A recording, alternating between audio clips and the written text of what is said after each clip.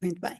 Então, o professor Wilson Engelmann é já um amigo de longa data da nossa universidade, é também um investigador visitante do nosso centro de investigação, do SEAD, e tentando ser muito breve para não ocupar muito tempo com a apresentação do nosso convidado, o professor Wilson é licenciado, mestre e doutor em Direito Público, dirige o programa de pós-graduação em Direito da Universidade de Vale do Rio dos Sinos, Unicinos Brasil, em Porto Alegre, uma universidade jesuíta de longa data e com muito prestígio. Realizou estágio de pós-doutorado em Direito Público e Direitos Humanos no Centro de Estudos da Seguridade da Universidade de Santiago de Compostela, aqui mesmo ao lado, sempre nossos vizinhos.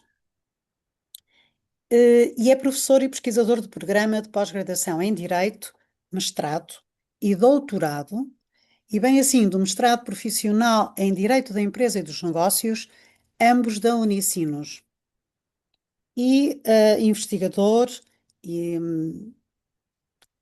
da CNPq, portanto, do Centro de Pesquisa aí do Brasil, e também, por último, não menos importante, nosso investigador visitante do CEAD, que é o nosso Centro de Investigação em Estudos Avançados de Direito da Faculdade de Direito da Universidade Lusófona, com Centro Universitário no Porto e Centro Universitário em Lisboa.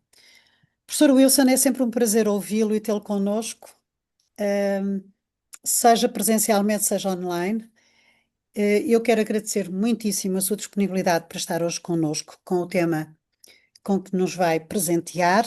Dizer-lhe que no nosso seminário, como bem sabe, ele é organizado no âmbito do nosso mestrado em Direito, que tem duas vertentes, Direito Público e Direito Empresarial, e também são sempre convidados para este seminário os nossos doutorandos em Direito. Portanto, para além de um vasto número de participantes que já temos assim aqui connosco em sala, eu diria que este é, grosso modo, o nosso público-alvo e, portanto, também já bem conhecido do professor, pois não é a primeira vez, é um repetente, não sei se de duas ou três ou quatro vezes no nosso seminário, porque nós vamos oscilando entre a participação no seminário ou aulas abertas. Por isso, mais uma vez, muito grata por ter aceito o convite e passava-lhe a palavra para a sua participação. Tá certo, então, muito boa tarde, né? Aqui estamos ainda no meio da tarde, aí em Portugal já mais perto da noite. Então, muito obrigado, professora Rosário Anjos, pelo convite e pela gentileza da sua apresentação. Então, saudar os colegas do mestrado, da Universidade Lusófona, que tem um grande gosto, já estivemos aí mais de uma vez, de modo presencial, e participando de atividades online, o que facilita bastante a gente ultrapassar o Oceano Atlântico, e aí estamos muito próximos. E saudar, então, a todos que estão aqui conosco, e saudar também os colegas do Iberojur, né, na pessoa do professor Fábio Veiga, que também é um colega já de longa data, enfim, e dizer que é uma grande alegria compartilhar aqui algumas questões que me inquietam sobre a questão da inteligência artificial e, quem sabe, dar insights aí aos nossos mestrandos e, eventualmente, até doutorandos que estejam aqui na sala sobre pesquisas envolvendo esse tema, que é um tema de muita importância, de atualidade, e eu penso que o direito, como é o lugar da nossa fala, precisa estar atento a essa questão. Eu vou aqui, professora, tentar compartilhar, deixa eu ver aqui, janelas do aplicativo, compartilhar, abrir configurações do sistema. Pronto. Deixe-me ver. Estão enxergando a minha apresentação, professor? Ainda não, Não? ainda Então não. tem alguma coisa que eu fiz errado aqui. Deixa eu ver.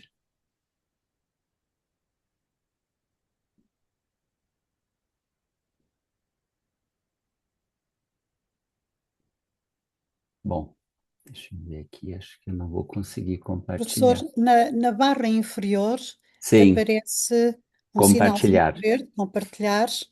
Depois é uma questão de ter talvez o fecheiro aberto no ambiente de trabalho.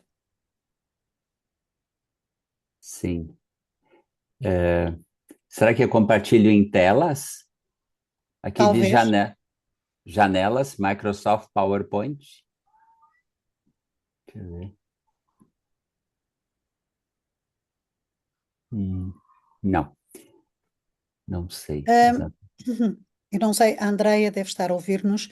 É. Se o professor quiser, Professor, sim, na barra de compartilhar, na barra inferior tem um botão compartilhar. Se for Sim, PowerPoint, põe compartilhar e já põe o PowerPoint. deixa eu ver aqui. Andreia, o PowerPoint não tem que estar aberto no ambiente de trabalho? Sim, sim, convém. É que aqui pede abrir configurações do sistema, não sei se é esse. Outra alternativa seria, se quiser, professor, enviar aqui no chat e talvez a Andreia consiga partilhar, não, Andreia? Sim, sim. Ok, Se calhar era mais simples. sim, deixa eu ver aqui.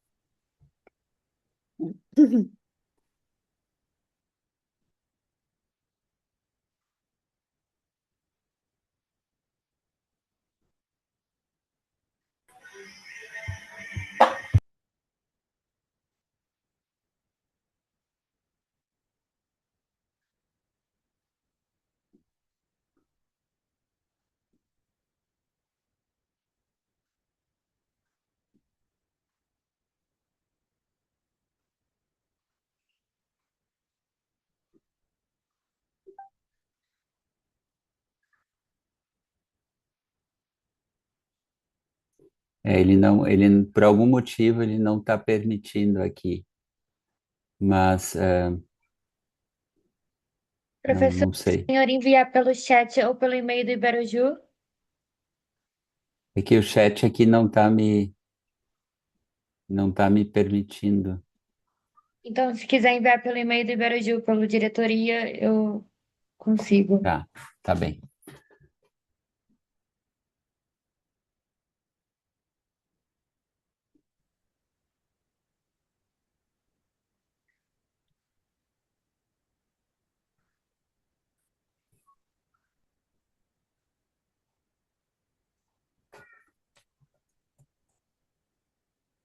Diretoria. É diretoria@iberojur?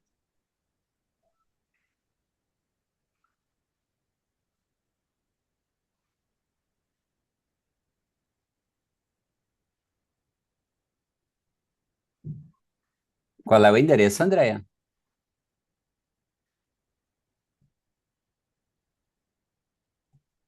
Professor, eu penso que é esse mesmo, diretoria. Desculpa, eu tive problema no microfone. Diretoria@iberoju.com. Ah, tá bem, já achei aqui.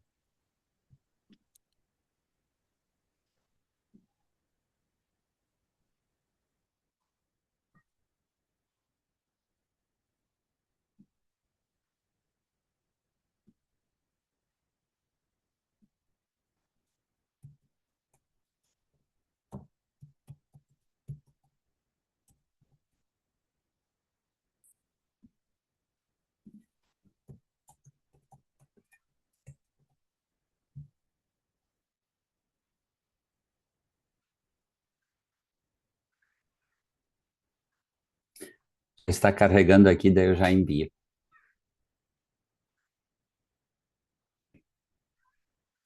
Tá ótimo. Quando eu receber, eu aviso. Pronto.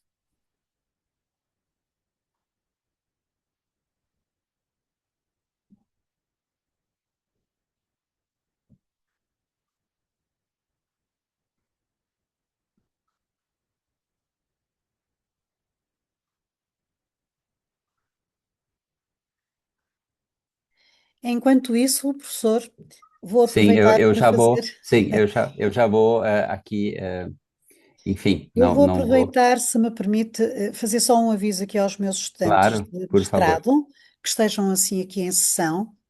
A aula de contratos públicos de hoje, com o professor Carlos Batalhão, foi substituída pelo seminário, não é? Porque há coincidência no horário. Contudo, quero avisar que depois vou partilhar convosco um conjunto de material, de textos que o professor me enviou para colocar na Moodle. Portanto, ainda hoje, a seguir ao seminário, serão compartilhados esses documentos convosco. Está bem? Era isto. Eu enviei aqui pelo chat, agora abriu, porque o e-mail voltou, eu acho que ele é muito pesado. Andréia, podes ver se consegues compartilhar? Sim, estou abrindo aqui. Pronto.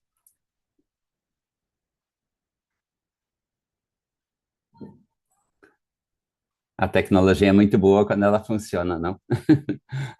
Pois Mas, é, enfim, de vez em quando há assim umas dificuldades que nos surpreendem, não é? é, pois é. Enfim, agora Já cá estamos a já ver qualquer estamos. coisa. Pronto. Muito bem, pessoal, então vamos sem mais delongas. Essa apresentação, então, ela também está no chat e vocês podem, portanto, usá-la e podem investigar pelas fontes que eu indiquei ali. Então, justamente, conversando com a professora Rosário Anjos, definimos, então, que esse poderia ser um bom tema, tentar olhar a questão da inteligência artificial, mas olhá-la principalmente a partir de alguns aspectos que merecem a nossa atenção, né? Principalmente os impactos sociais, os impactos jurídicos e os impactos ambientais. Pode passar, Andréia, por favor?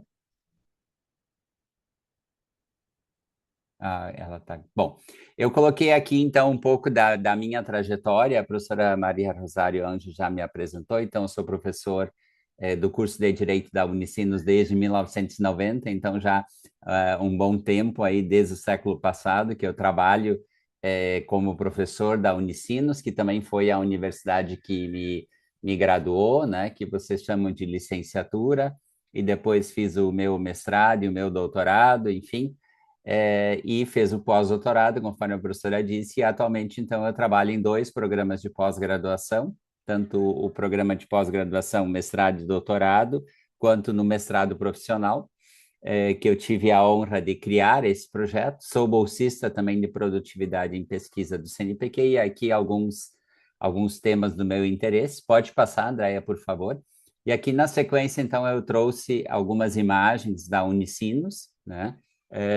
Esse primeiro é o campus de São Leopoldo, e os dois, esse é o campus da Unicinos em São Leopoldo, para quem não conhece, e aqui então são duas imagens do campus da Unicinos em Porto Alegre, que é a capital do estado do Rio Grande do Sul. O Rio Grande do Sul é o estado mais ao sul do Brasil. Fazemos aqui, inclusive, fronteira com a Argentina e com o Uruguai. Então, o campus da Unicinos de Porto Alegre é mais novo, enfim, tem um viés mais tecnológico. E o campus, então, maior, enfim, que congrega também a maior parte das atividades acadêmico-administrativas, enfim, os cursos, as escolas, então, funciona em São Leopoldo. Pode dar mais uma passada, Andréia, por favor? E aqui eu queria começar, então, a nossa reflexão com essa frase do professor Luciano Floridi, em que ele me parece que ele coloca um ponto importante para a nossa conversa, na medida em que ele vai dizer que a inteligência artificial é algo diferente, né? E que precisa ser regulada, evidentemente, mas, de certo modo, a segunda parte ela é bastante preocupante porque ele diz que a inteligência artificial ela carrega uma força poderosa que está remodelando, acho que esse processo já iniciou as nossas vidas, as nossas interações, os nossos ambientes, os nossos negócios, né, já que também uma das linhas aqui do mestrado é o direito dos negócios. Então, eu penso que essa frase ela é bastante paradigmática porque ela nos dá aí um norte de algumas questões que nós precisaremos prestar atenção. Pode passar mais um, Andréia, por favor? E aí, justamente, eu começaria por essa questão publicada em 2021 pela OECD, em que justamente faria essa análise dessa questão que me parece que também é bastante significativa, no sentido de que nós precisamos nos tornar leitores do século XXI. E esse tornarmos-nos leitores do século XXI significa que nós precisamos fazer o letramento digital. E aqui nós percebemos no segundo slide dessa mesma matéria, só um a menos. Pode voltar, André, por favor. Eu te aviso quando a gente vai avançar. Então, a importância desse documento, ele justamente retrata a importância que a universidade tem nesse contexto, a ressignificação do próprio papel do professor em sala de aula, a própria mudança do processo de ensino, aprendizagem e avaliação, que não está mais em uma enciclopédia, né? Como, por exemplo, eu, pelo menos, posso falar de mim, quando eu iniciava a minha formação, a gente ia para a biblioteca para estudar as enciclopédias, e hoje, exatamente, nós visitamos o Google e outros buscadores em que nós temos milhões de respostas, e justamente o que nós precisamos é ensinar aos nossos alunos, e que os alunos, enfim, os adultos, todas as pessoas precisam desenvolver, é justamente essa capacidade de navegar na ambiguidade e triangular pontos de vista e dar sentido ao conteúdo. Então, nos parece, e aí podes dar um enter agora, por favor. Por que tudo isso? Porque nós estamos agora vivenciando, e eu trouxe esse conceito do documento da União Europeia, que foi publicado em 2024, justamente buscando uma regulação da inteligência artificial. E a inteligência artificial, segundo a União Europeia, é um sistema, então eu penso que isso já é algo diferente, que é baseada em máquinas e que funciona, portanto, em níveis variados de autonomia. Mas o que chama bastante a atenção é que, para que esse sistema de inteligência artificial funcione, ele precisa de uma grande quantidade de dados. Então, os dados são uma espécie de um novo petróleo desse período que nós estamos agora ingressando. Mas o que mais chama a atenção é essa segunda parte do conceito da União Europeia, é que justamente a partir desses dados que o sistema recebe, ele infere a forma de gerar resultados, e aí me parece que são pontos de atenção, tais como previsões, conteúdos, recomendações ou decisões que podem influenciar ambientes físicos ou ambientes virtuais. Então, essa é uma questão também significativa. O que a inteligência artificial pode impactar não são apenas os ambientes virtuais, aonde ela está posicionada e aonde ela funciona, mas ela também pode influenciar os ambientes físicos, que são justamente esses ambientes onde nós, seres humanos, aliás, todos os seres vivos, nós vivenciamos o nosso dia a dia. Pode passar, Andréia, mais um? E isso gera, de certo modo, o que David Owen chama de conundrum, uma espécie de um enigma. E é muito interessante essa frase inicial que o Owen coloca nesse livro, que ele diz o seguinte: o ponto é que mesmo quando agimos com o que acreditamos serem as melhores intenções, nossos esforços muitas vezes estão em desacordo com nossos objetivos. Então, justamente esse efeito conundrum que o autor relata nesse livro de 2011, então já não é um livro tão novo, mas é um livro que trata justamente um ponto interessante, porque o conundrum aqui é um enigma, e o enigma é justamente nessas setas que direcionam para vários sentidos, para onde caminhar. Então, me parece que esse é um ponto significativo, e esse é um ponto que também impacta na questão regulatória, né? Então, acho que temos que pensar sobre isso. E aí, pode passar mais um, Andréia, por favor. E aí, a partir desse, aí eu trago algumas dessas situações que eu venho encontrando nas minhas pesquisas, que mostram justamente esse enigma. Essa produção aqui, depois no outro slide, vai ter a fonte, mas esse texto aqui, os cientistas, eles fazem um questionamento dessa evolução que os seres humanos estão experimentando e que consideram como efetivamente algo grandioso. E os cientistas, eles dizem que, na verdade, nós estamos ultrapassando a evolução humana e, mais do que isso, nós estamos evoluindo não para a natureza, para onde nós fomos forjados, mas sim para as cidades. E justamente esse caminho é o enigma. Parece que nós estamos nos direcionando para um espaço que não é propriamente o espaço para o qual nós estamos conformados enquanto seres vivos. E aí, justamente, o estresse crônico e muitos problemas de saúde modernos são resultado de uma incompatibilidade evolutiva entre a nossa biologia, que é primordialmente adaptada à natureza, e os ambientes urbanizados que habitamos atualmente. Então, eu penso que aqui a gente tem um primeiro ponto, né? Podes dar um enter, sim, por favor. E aqui, então, está a fonte desse texto, que tem essa imagem. E aí, os autores, é um texto publicado agora, em novembro de 2025, então é um texto extremamente atual, e em que eles questionam essa questão do Homo sapiens, da industrialização e de todas essas confusões e enganos ambientais que nós estamos gerando. Então, essa é uma questão extremamente importante, né? Porque, de certo modo, tudo aquilo que nós estamos gerando e que nós estamos considerando como modernos, que estamos considerando, então, como a industrialização, né? Transformou o ambiente humano em que apenas alguns poucos séculos, introduzindo diversos níveis de poluição, pesticidas, plásticos, estimulação sensorial constante, luz artificial, alimentos processados e estilos de vida sedentários. Então, todo esse conjunto digamos assim, de novidades e transformações que são motivados também pela inteligência artificial e, de certo modo, estão nos conduzindo para uma modernidade que é estranha ao nosso organismo. Veja que interessante isso. Então, essa é uma primeira questão de conundrum, enfim, que eu gostaria de destacar. Pode dar mais um enter, por favor?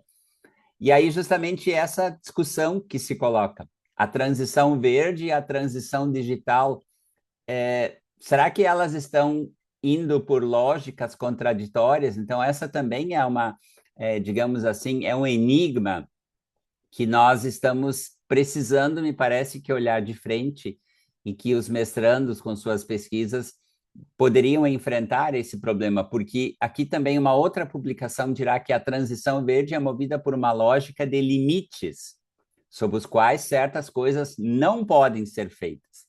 E a transição digital, por outro lado, é movida por uma lógica de possibilidades ilimitadas, na qual qualquer problema pode ser resolvido desde que haja engenhosidade humana suficiente. Então, pessoal, vejam que nós temos aí uma segunda questão desse enigma, porque nós, de novo, estamos operando em dois ambientes, o ambiente físico e o ambiente digital, em que nós estamos tensionando lógicas que são contraditórias, porque a transição verde, e todos nós sabemos que o meio ambiente, aqui está a fonte, é um texto publicado em junho do ano passado, nós estamos nos dando conta que o meio ambiente tem limites, né? E a professora Maria Rosário Anjo perguntava sobre como estava o clima aqui na região de Porto Alegre. Em 2024, nós sofremos aqui com a grande quantidade de chuvas, e hoje, toda vez que ameaça a chuva, muitas pessoas ficam estressadas, né? Ficam nervosas, porque efetivamente aquela foi uma situação que gerou muitas mortes e gerou muitos prejuízos. Então, justamente mostrando que o meio ambiente tem limites. E, por outro lado, a inovação digital e o mundo digital que o ser humano está construindo, ele está fundado numa perspectiva sem limites. Então, veja que aqui os desafios ambientais importantes que nós precisamos dar conta eles estão colocados ali, eu não vou ler para vocês, mas são problemas que precisam ser resolvidos, né? Entretanto, me parece que tudo hoje se coloca no plano da tecnologia como se ela pudesse resolver todos os nossos problemas, né? Então, esse é um outro artigo interessante que discute essas contradições. Pode dar mais um enter, Andréia, por favor. E aqui tem uma outra publicação também, do MIT Technology Review, publicada agora em junho deste ano, em que é um texto longo, enfim, eu deixo aqui, eu coloquei já a referência, a página para vocês consultarem. Ela é de acesso livre e justamente os autores dessa publicação do MIT Technology Review, eles levantam essa questão de que toda essa perspectiva da inteligência artificial, ela tem uma grande pegada energética, né? Então, isso é importante, porque isso, de certo modo, nós precisamos considerar, né? Porque, de novo, vai colocar em cena essa questão do enigma, né? Então, nós estamos usando cada vez mais o chat GPT e outros, mas, e aí pode estar um enter, Andréa, por favor, o artigo, ele mostra, né, que aqui tem dados, eu não vou ler, depois vocês podem fazer essa leitura e tirar as suas próprias conclusões, mas uma questão que é muito interessante é a quantidade de energia elétrica que o sistema precisa consumir para que ele possa simplesmente dar uma resposta a algo que você fez para a pergunta que você fez para o chat GPT. Então, na verdade, essa é uma questão interessante. Não existem dados, pode dar mais um enter, Andréa, por favor. Não existem dados adequados, segundo esse mesmo artigo do MIT Technology Review, mas os dados que se tem são aqueles que já estão disponíveis na rede, mas novos dados os autores não conseguiram, porque, enfim,